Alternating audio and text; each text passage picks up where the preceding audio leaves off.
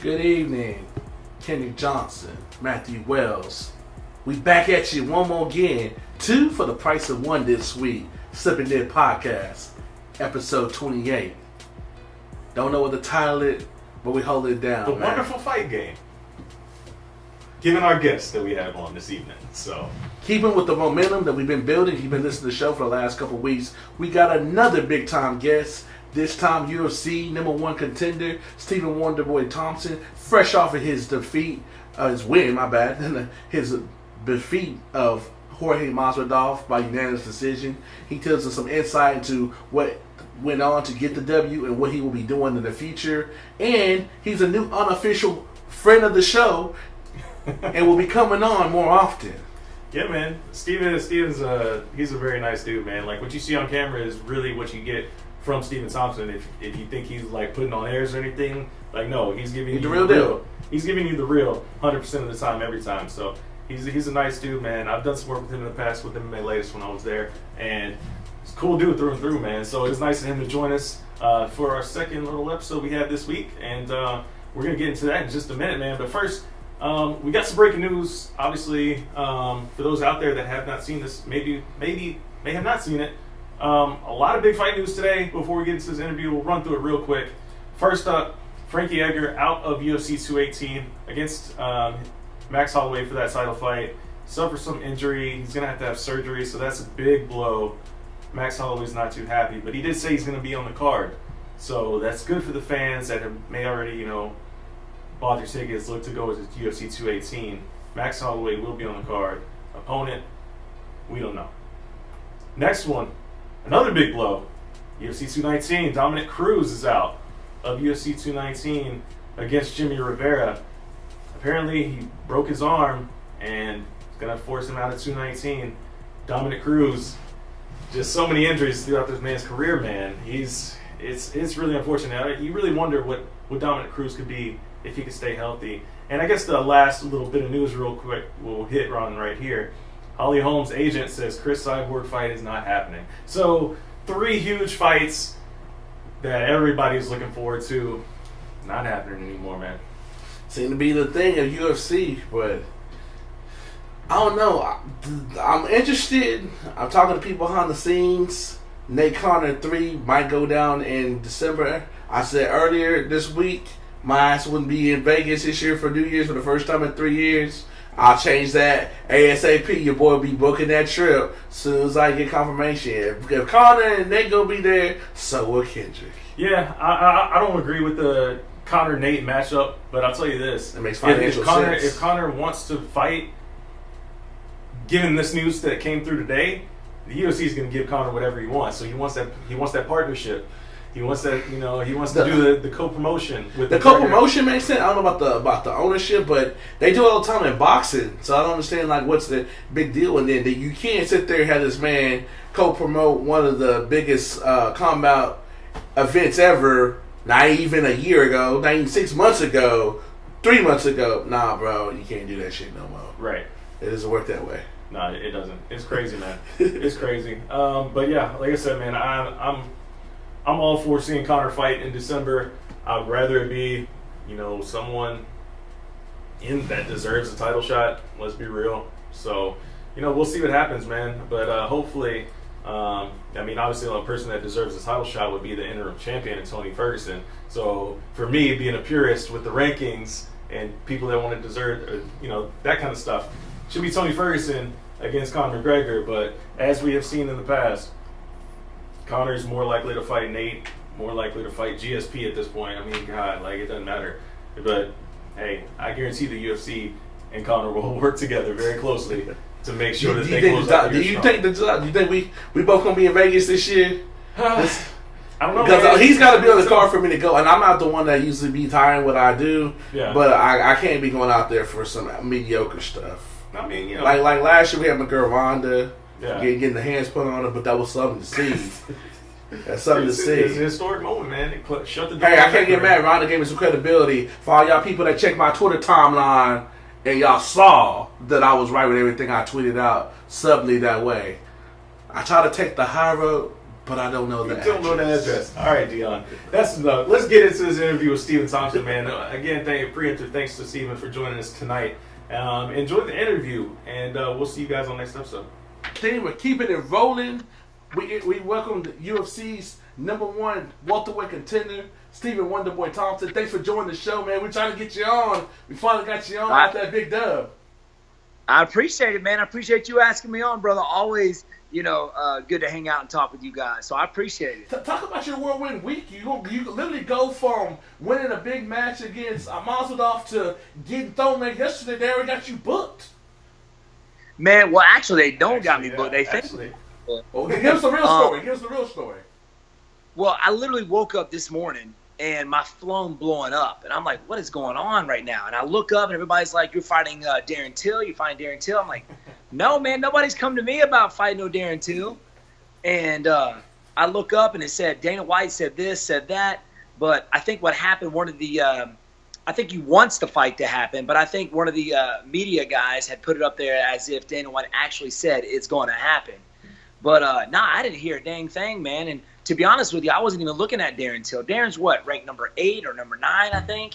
Yeah. And I just got done fighting number 4, so why would I go back even farther and fight the number 8 ranked guy? It just doesn't make sense for, at this point for my career. And,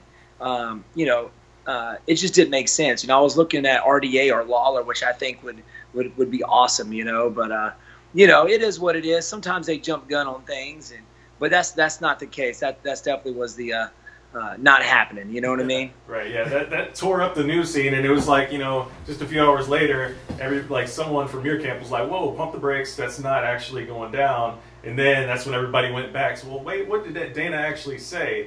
And it just became, I think, like you said, a big misunderstanding on what Dana was trying to say.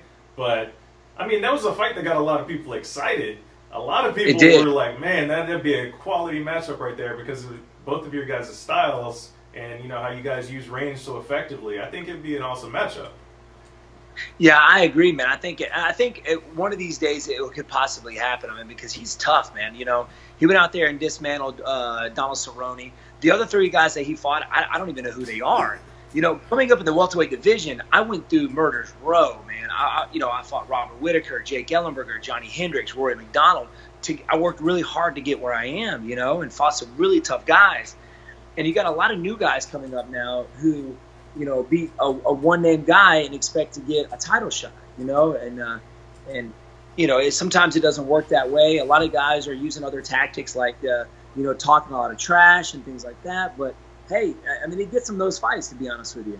So, for me, I worked really hard to get where I am, and it just doesn't make sense at this point in time for me. I just fought the number 4 guy to go back even farther and fight the number 8 guy. I might as well fight the number 25th guy, So, hey, Steve, we kind of talked about this the other day about getting out of character, how you stay in character even though it might benefit your career, but you stay to your principles and stay the solid Christian man that you are. Is that a hard thing to do?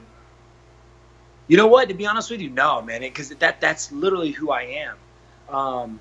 If I go out there and start talking trash now, people would look at me and just be like, Steven, shut up, dude. We know that's not trying to.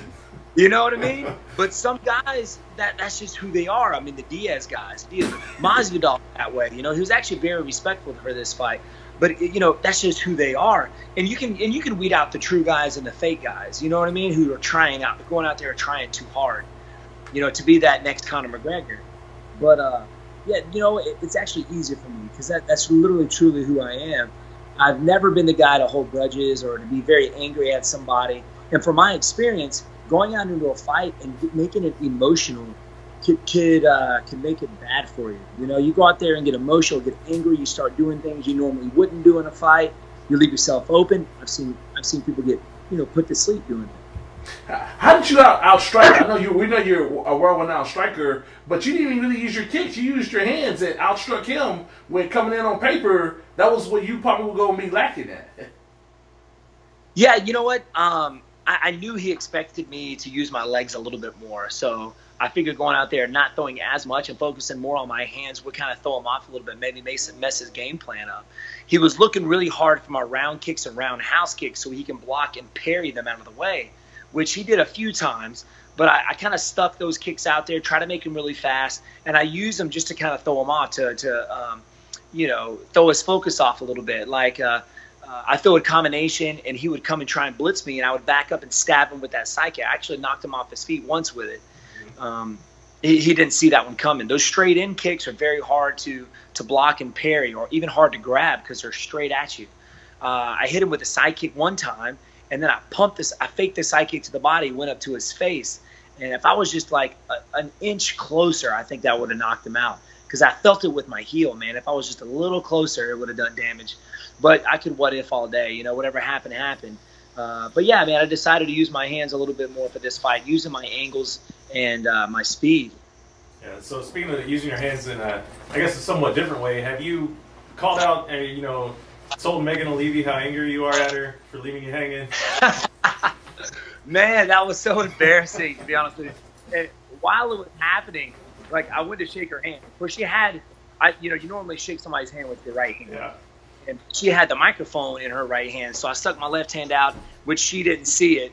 And, I just kind of went along with it, man. All right, she's leaving me hanging, so I'm just going to shake the air right now. But we started cracking up after. She's like, "What were you doing?" I was like, "Man, you left me hanging. You left me hanging." But she decided to post it up on her Instagram, and I reposted it, man, and everybody loved it. I thought it was hilarious. Yeah, man. So what other big takeaways do you have, from fighting in the Garden again this time around versus the first time? Man, this time around, I was so relaxed.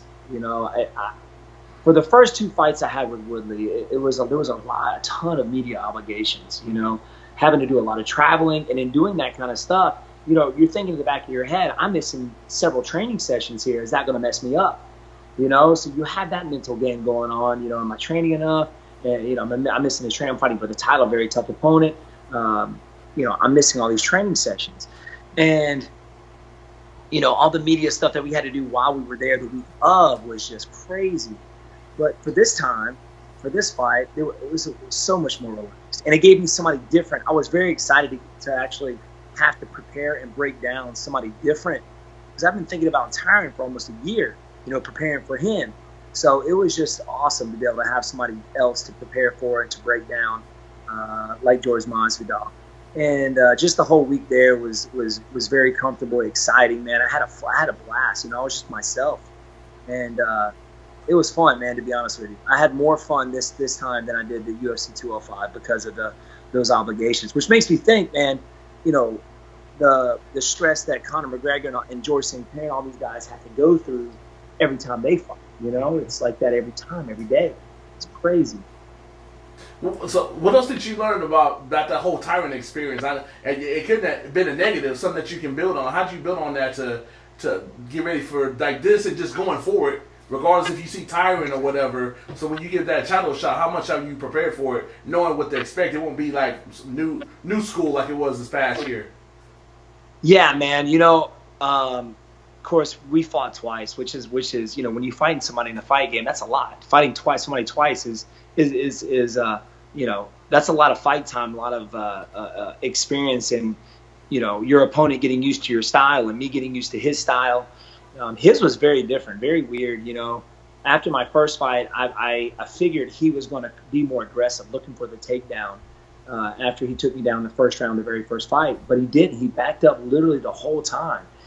He's not he's a spurt guy. So he's not the type of guy that will go 5-minute rounds nonstop. And what I have to do is I got to be able to go out there and push him to that, to make him fight for those rounds. You've seen him do in the past. He tires out whenever he does more than just that one punch. So I think going back this last fight, throwing more feints, I believe will help do the trick, get him to actually go out there and commit to his strikes. And watch out for that dang right hand of his, man. Golly. He throws that thing one time. If he clips you in the chin, in the tip of your nose, he's going to knock you out. The dude's one of the strongest 170s I've ever had to face against, to be honest with you. I got guys who are 205 and not as strong as that guy. That guy's a brick house. What do you think when people sit there and say, like Masvidal said before the fight, that the Wonderboy riddle has already been solved? You're crazy. You are crazy. All right, all right. To be honest with you, I mean, yes, I have a karate style, you know, but I when I go out there, I just fight. I do things that I feel at the moment are right. You know, it's like it's weird. It's I don't have a set style. You know, it's like it's weird. It's kind of hard to explain, to be honest with you. And you can prepare all you want, but as soon as you step out there, you realize you're not prepared. It's different than what I thought it was going to be. I thought I had it, but I don't. You know, I had all these karate guys come in, but it's just a different thing, man. It is, and I know that from experience. You know, I've faced off a lot of, you know, I spar with karate guys all the time, and then coming up as a young kickboxer, fighting these karate fighters, my sister especially. You know, one day I think I haven't figured out, and then I step out there again. It's like, man, I don't, man. It's so different. It's so weird, so fluid. They throw, you know, you throw things. They throw things that you think they throw all the time, and then next thing you know, they throw something different. Mm-hmm. And for me, somebody like me, I'm always trying to improve. I'm always trying to get better. I'm always trying to come up. Evolve and come up with different things, and those are the guys that you really have to watch out for and prepare, because you know, like Rory McDonald, for instance, he was probably the hardest guy to prepare for, because the guy is always getting better. You know, and then you have guys on the other end of the spectrum like Johnny Hendricks or Jake Ellenberg, and you've seen him fight once, you've seen him fight 100 times. They literally throw the exact same thing every fight. So those are the guys that are eager to prepare for. And I think that's what makes my style so different, because I am evolving. I am getting better, and my next fight, man, I'm gonna have a whole slew of tricks, a new thing, you know, a new arsenal. So be ready. Look forward to seeing it. But what do you think is gonna happen with the title picture? Because I mean, just on the night, you know, we saw GSP walk away with the title, and now we hear things like Freddie Roach saying, "Oh, we don't know if he's gonna fight at 185 again." Do you think it's gonna be like a GSP Woodley thing, or what do you think is going to happen there? That could definitely be a possibility, which is okay for me, because you know, of course I'm working my way up to that title. Like, I'm not giving up on it, and if that does happen, that's good for me, because then, you know, I may be facing, gives me a chance to face one of those top guys like Lawler or RDA, the winner or loser of that. I don't care. You know, my sights are set forward at that title, but. Man, this is what makes the welterweight division so exciting, because there's really no set number one contender. I mean, I was number one for a while. Then me and Robbie Lawler were both ranked number one. And then now Robbie Lawler's number one. So it's it. And then you got all these new guys coming up in the division who are just beasts. I mean, every one of these guys, I mean, the top 15, the number 15th guy is a monster, you know? So you got all these guys coming up, and I think my division, the welterweight division, is the toughest division in the UFC, and the most exciting because of that. You know, because we don't know what's going to happen, who's going to fight who, who's Tyron going to fight next. You have no idea, and so yeah, man, that's what I think is making this division so awesome. Very cool. So I did see a video. I guess it was after the fight where you said you spoke to Adriana Lima in the back. So you slid in the DMs yet, or what? Dude, let me tell you, man, the most beautiful woman I've ever met in my life. I've always been a huge fan of Adriana Lima. And, you know, she's the Victoria's Secret model. And I didn't even know she was like 2 years older than me. She's 36 years old, and she looks phenomenal. Super sweet lady. I actually met her at Fashion Week for the first time, it was like a month ago. And I don't think she recognized me in a suit, but after the fight, she, you know, I talked to her. She was like, "Oh my gosh, I was cheering for you. I'm a big fan." I was like, "Are you kidding?" I was completely fangirling, like ridiculous. I was kind of embarrassed afterward, because I know I looked like an idiot. So the ladies that do my help with my weight cut, Perfecting Athletes, also help Adriana Lima get ready for her weight cuts for her modeling and stuff like that. And to be honest with you, these models, the things that these women go through is worse than what some of these fighters go through, man. I mean, we cut the weight and we're down there probably overnight, and then we're rehydrating again. These ladies have to do it for like 16 hours straight, and then you got to go, and they sink down. You know, they do literally like almost like an MMA weight cut, and they have to stay down there all day long, 16 hours. And on top of that, doing like 400 interviews, It's ridiculous. This just pops in my head. Me, I think the weight cut stuff, it doesn't make any sense, but I can see what you got to do. You got to do what you got to do to make your money. My man Matt, my co-host, he takes it really serious because it is kind of crazy when you got people like being from Texas, like Johnny. I saw Johnny at his peak before he fought GSP in his tip-top shape go from 210 to 170. And then I trip out on people that come up on Monday. Hey man, how much you weigh? Hey man, I'm at 191. And you gotta get to 170 by Friday. Like that's just crazy how people make it like that's no big deal. Or you see like on Embedded, dudes be like the morning of like waking up. Okay, I got 8 pounds to lose in 3 hours. Like that's crazy to me. It is crazy. And to be honest with you, when I fought kickboxing, I fought at my natural weight, or sometimes I would even go up a weight class. Like, you know, it would be cool if there was a way where you could weigh in like right before you step out there. I mean, we're pretty much close to the same weight anyway. Right. But I mean, you got guys like Tyron. You know, he walks around like 210. The heaviest I get is probably 190. That's about it. You know, I walk around about 185. I have an easy cut. I'm not. People ask me too all the time. You know, why don't you go to 185? But I think I'm a small 170. Mm-hmm. You know, even though the weight cut sucks, I can do it pretty easily. You know, so man, it's crazy what some of these people do. It's ridiculous. I mean, I know people who cut 30 pounds in a week. 30 pounds. Yeah. I show up the week of about 15 pounds. You know, 15 pounds heavy. 30 pounds is ridiculous. So, I mean, with the new USADA rules and stuff, and not able to do all the crazy IVs, it is making some people walk around a little bit smaller, which they don't have to cut as much, so it's not as taxing on the body, which is making for more exciting fights. You don't have as many people having to go to the hospital anymore because of the weight cut, and you know, on these lower levels, you got people dying. You know, on these these undercards, you know, lower promotions, people are dying because of this thing. I mean, that's got to be like, you know, tell these commissions, you know, the big problem that these fighters are going through. You know, it's crazy.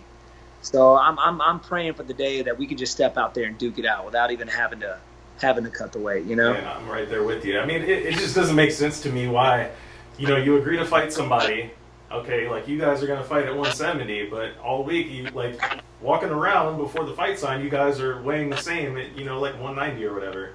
Like, so why are you guys fighting the scale and then fighting each other? That's what I'm saying. It just doesn't make any sense to me. So, I mean, hopefully, I agree with you. Hopefully something changes. You know, I'm sure it's going to take a while, you know, to figure out the perfect formula, if there is one. But hopefully it changes, man. Because it's ridiculous. Me too, man. And it's kind of slowly going that way. But I will probably be out of the UFC by then, by the time something like that happens. You know, some dramatic thing's going to happen.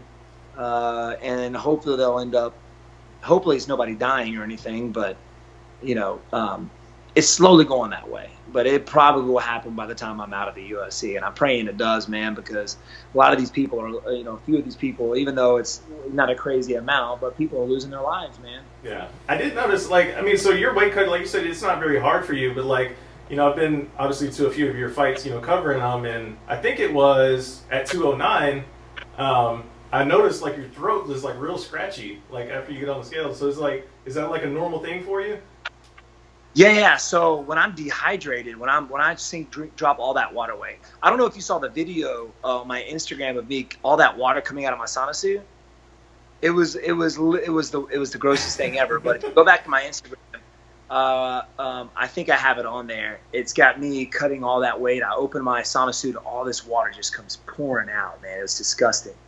But you know, you're dehydrating yourself. My eyes sink into my skull. Mm-hmm. Literally, I'm walking around. My cheeks are like this. Yeah. I'm like sunk in.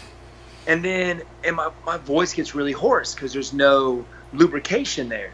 You know, I feel like I can't even talk because of the weight cut. Yeah. You know, kidney starts, like this past weight cut. As soon as I weighed in, I went to the back to check out see the doctors and stuff like that. I sneezed. And every one of my abs cramped up, like knotted up. They were sitting on my, like, up out of my stomach, like an alien was about to burst out. It was the most painful. I literally sat there for 20 minutes trying to beat those muscles into submission. It was the worst. And to be honest, this weight cut was probably the worst weight cut I've had. The weight cut actually was easy. The rehydration was pretty bad. Couldn't keep anything down. I was throwing up. It was close to where we were thinking about going to the hospital, to be honest with you. Wow. To see if we can get something worked out. But I couldn't keep anything down for the first 4 hours, and I had like an hour before we had to go for the mock weigh-ins. So finally, my body kept everything down. I stopped throwing up, and it was scary, man. It really was. It was scary. But I ended up eating and drinking, rehydrating late into the night, which allowed me to do what I was able to do for Saturday. Wow. It's crazy, man. It's crazy to hear so many stories about how weight cuts affect everybody. It's nuts. I'm pretty sure, Cyborg almost dies every time. I'm pretty sure she, like, I've seen her in the back. Like, people had to pick her up and carry her everywhere. She's, like, on her deathbed every time she cuts weight. It's scary, man. Yeah. Some athletes go.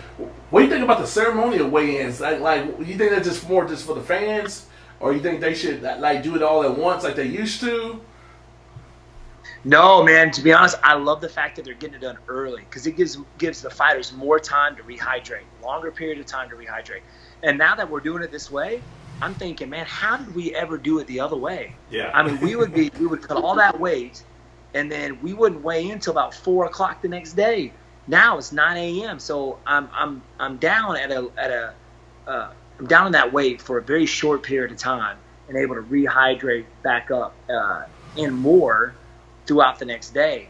And I think the ceremonial weigh-ins are pretty cool. It just gets the crowd going. It's a money maker for the UFC too, but and it gives me a chance to be able to see my opponent the day before. And you can tell a lot about your opponent if their weight cut is okay, where they are mentally when you're standing off in front of them. I look for little tells. I look in their eyes. I look how they're walking. You're able to see your opponent the day before, so that's why I like it too. But I love the fact that we're getting it done early. So give us a breakdown. How did Tyron look the first time and the second time, and how did Masvidal look on Friday? Because to me, I thought you looked way better than Masvidal did on Friday. Oh wow, thanks, man. Once my body started to keep the food and water down, it was like I was born again, man. I could feel the water pumping through my blood vessels and filling my muscles back up. So that was a plus. So I felt great actually at the mock weigh-ins. Tyron, whenever he shrunk down, he looks like a 155er. But then somehow the next freaking day, the dude blows up. I mean, the dude's a tree trunk, his legs, man, you see it in his ass, his thigh, his biceps, I mean, everything, shoulders stick out. I'm like, what is that? Get me on what you're rehydrating with, man. that dude, he blows up. Like, he rehydrates great. Whatever he's doing is definitely working for him, man, because the day before when he sunk down, he looks like a 155er, and the next day he looks like a 205er, Yeah. What about Masvidal? How he looked like to you when you got locked eyes on Friday? His body didn't really make that much of a difference, and he's always looked like that. He always looks like he's kind of have a gut. He kind of sticks out a little bit. But I mean, I can see it mostly in his cheeks, but not as much as his body. I think it's kind of like me. I'm kind of the same way. There's not that much big of a difference from actual weigh-in to fight time. There's a little bit, obviously. You got more water in you, but there's no like dramatic, like, whoa, what the crap, like it was with Tyron. So, looking at Masvidal, it almost, there was no real big difference. No, I mean, there was more. His cheeks had filled out a little more. That was about it. Yeah. So after the fight, or you talked about your thumb was hurting. So have you had that checked out yet, or is that going to keep you sidelined for any amount of time? Tomorrow. Okay. So I go to the hand doctor tomorrow, so we'll figure out what's going on.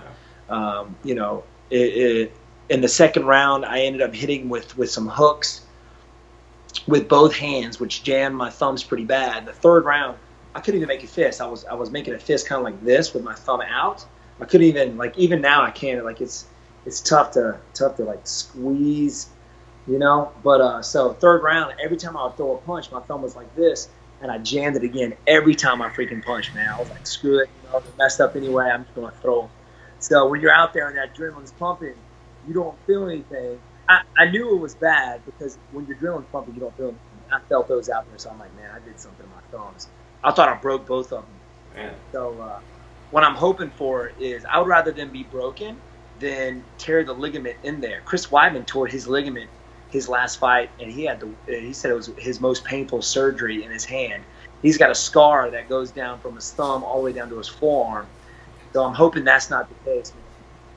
So I'm keeping my fingers crossed, hoping it's just a major jam and nothing's really broken or torn. Yeah, I hope it's nothing major, because I have a feeling the UFC may be trying to get you in there pretty soon with all the fights that fell out today and yesterday even. So, hopefully it's nothing too serious. For those that don't know that are listening to this right now, Frankie Edgar is out. Who else? Dominic Cruz is out. Holly Holm. Yeah, Holly Holm isn't fighting Cyborg anymore. It's just a whole bunch of stuff today that came out. It's crazy. So wow. I have a feeling like if everything checks out with you good tomorrow, that they may be giving you a call to try to set something up pretty quick. So man, I didn't realize that was even happening. Are they canceling some of these cards because of it, or what? I don't think so. At least from what I've seen so far, it's just reporting that I believe it was just injuries to both guys, and I think it was something like Cruz broke his arm, and Frankie Edgar has an issue with his face that requires surgery. So it's pretty crazy. Man, Cruz has like the worst injuries. I swear that guy's tore his ACLs multiple times. Now he's got a broken freaking arm. I'm like, golly, what the heck are these guys doing? Yeah, it's nuts, man. Yeah, it's nuts. So hopefully everything checks out with the thumb tomorrow. Keep us posted, man. I want to know what goes on. Will do, friend. Will do. Awesome. Anything else for it, Kendrick? Let Steven enjoy the rest of the evening. Just sum up this year being part of some. Basically, you're part of the 3 of the biggest cards other than Mayweather McGregor, which wasn't full UFC. You're part of the 3 biggest full UFC cards this year, or 2 of them. And I don't even know how that happens, man. But somehow I get on the biggest cards, and it's awesome. I love it, man. I'm blessed to be where I'm at. To be honest with you, coming into the UFC, I was going to turn it down. I was going to say no. I felt like I wasn't ready. It was 2 years ago, 2 years before I had my first MMA fight. It was 2010 and 2012. They called me, so I'm like fighting the best guys in the world. But my dad was like, man, this is a once-in-a-lifetime opportunity. Go out there and have some fun, man. Win or lose, just go out there and do it. Because when I was 12, my dad took me to my first UFC. It was UFC 2 in Charlotte, North Carolina. And I told my dad then, I was like, I'm going to be fighting in the UFC one day. So and now, man, I'm just along for the ride, bro. I really am. I'm enjoying it. I fight for the fun of it. This is something I don't have to do. I've got a daily job teaching at the gym, my family's gym and school. It's a lot of fun, man. But I love competing, so and the money's a bonus. So, man, yeah, I'm just blessed to be where I'm at, man, and I love every minute of it. Awesome, man. Hey, can you make a promise to us, man? Whenever you fight, you'll come on a slip and dip a week or 2 before your next fight. You got it, my friend. Just let me know when, and we'll be on there. Booyah! Appreciate it, man. Thanks for the time. Thanks for the time, man. Anytime, guys. Anytime. I had a blast hanging out with you guys. I'll see you. Hopefully, we'll see you guys again, and we'll talk again soon. I appreciate it.